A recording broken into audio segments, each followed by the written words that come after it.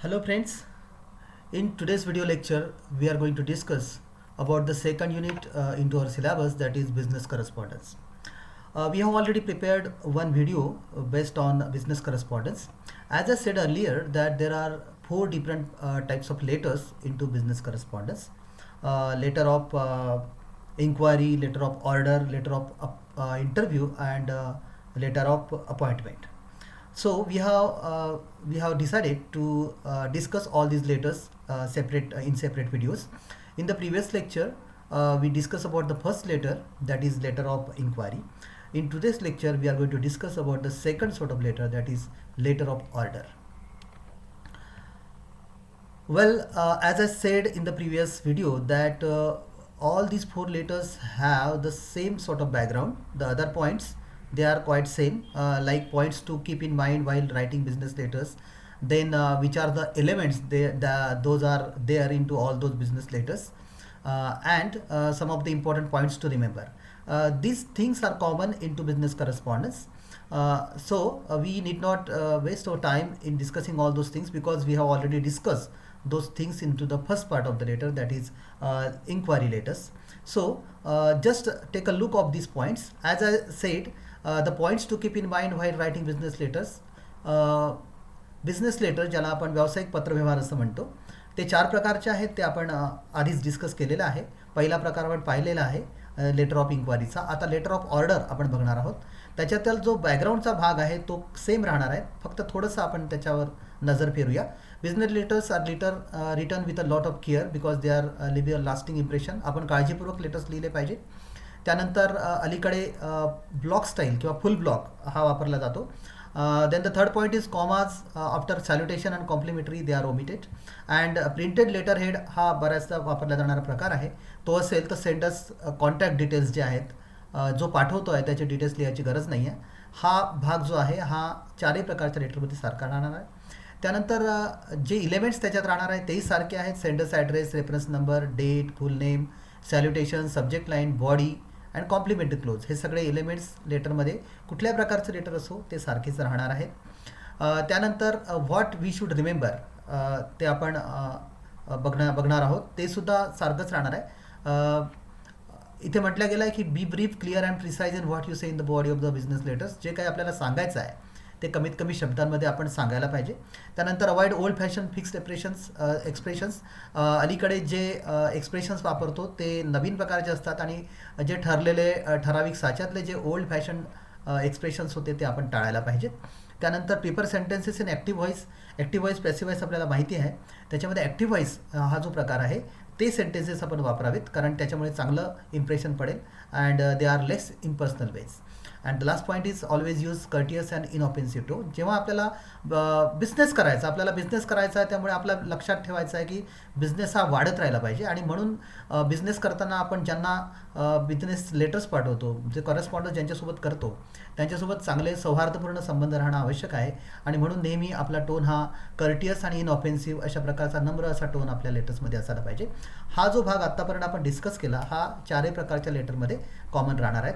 आता आपण मुख्य विषयाकडे वळूया. We are going to turn to the second sort of letter, that is type number 2. Here let us make correction in this type number 2, that is letter of order.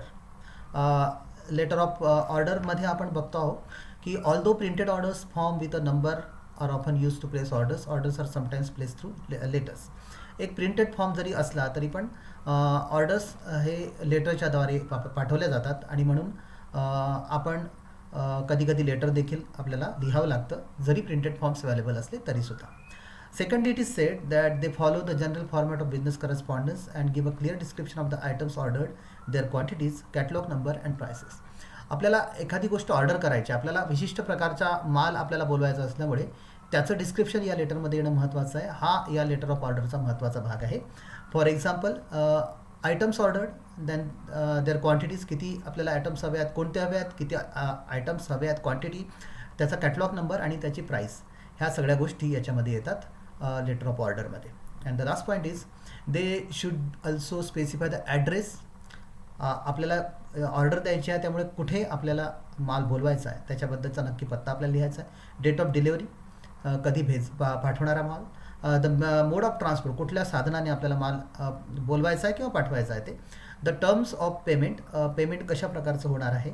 अलीकडे आपण पाहतो की online payment करण्याची सुद्धा पद्धत आलेली आहे. डीडीने किंवा वेगवेगळ्या पद्धतीने आपण कधी कधी कॅशसुद्धा पेमेंट करतो. त्यामुळे त्याचा जो काही नक्की आपण प्रकार आपण स्वीकारणार आहोत तो terms of payment according to earlier discussion, and whether the final price includes charges for delivery to the buyer और whether the delivery charges will be borne by the buyer. पुढे कुठल्या प्रकारचा घोळ होऊ नये म्हणून जो डिलिव्हरीचे चार्जेस आहेत हे नक्की कोणाला द्यायचे आहेत, विकत घेणाऱ्याला की माल पाठवणार आहे त्याला, याच्याबद्दलचं देखील क्लिअर आपण लिहिलं पाहिजे, तरच आपण लेटर ऑफ ऑर्डर व्यवस्थित दिला असं त्याचा अर्थ होईल. Let us turn to the next part, that is format of the letter. We have already discussed this format in the previous letter, that is letter of inquiry. Sender's name, address is there, reference number असं आपण लिहिलं होतं मागे. Here we can write order number, म्हणजे order number जो आहे तोच एक प्रकारे रेफरन्स नंबर आहे. डेट लिहिणं आवश्यकच आहे, so next part is date. And next item is name and address of the name of the company. This is also common. आपण ज्याला पत्र लिहितो आहोत त्या व्यक्तीचं नाव आणि त्याच्या कंपनीचं नाव लिहिणं. सॅल्युटेशन हा भाग तर आहे, कॉमनच आहे हा सगळ्या ठिकाणी. Body of the letter, body of the letter या ठिकाणी थोडासा बदल आपल्याला बॉडी ऑफ द लेटरमध्ये होताना दिसतो आहे. Why? Because in body of the letters we are giving the order to another company, another party, so that is why the every detail should be written into this letter.